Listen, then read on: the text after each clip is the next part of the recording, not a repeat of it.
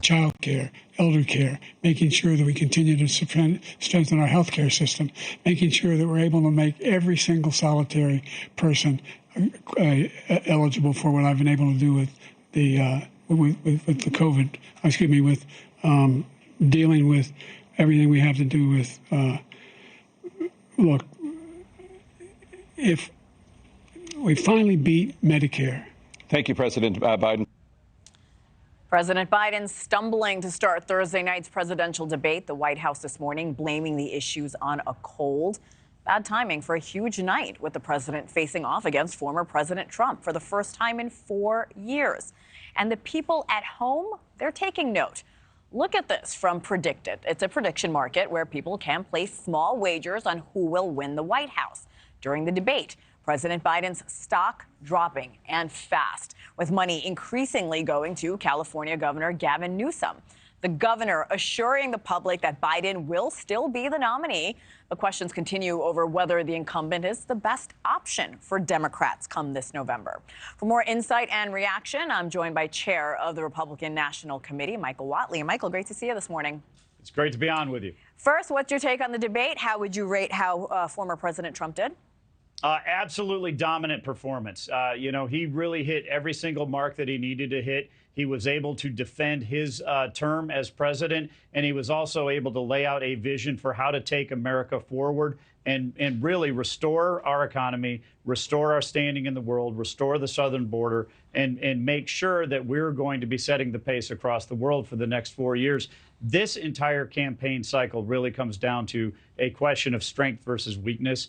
And what Donald Trump showed us last night is he is the candidate of strength and Joe Biden is a candidate of weakness. I don't have to tell you it was a tough night for President Biden. The question of replacing him before November coming up more and more frequently. Is the RNC preparing for that possibility at all?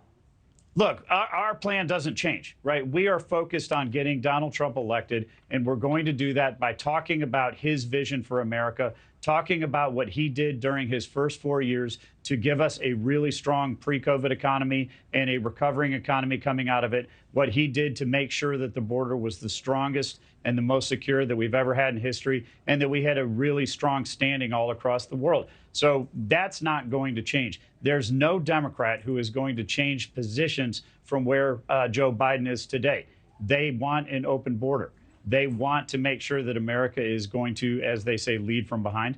They do not want us to be the world leader. And we're in a position right now where we're in a position of strength, and we're going to continue to run that way and focus on what Donald Trump is bringing to the table right now and what he's going to do to lead America going forward.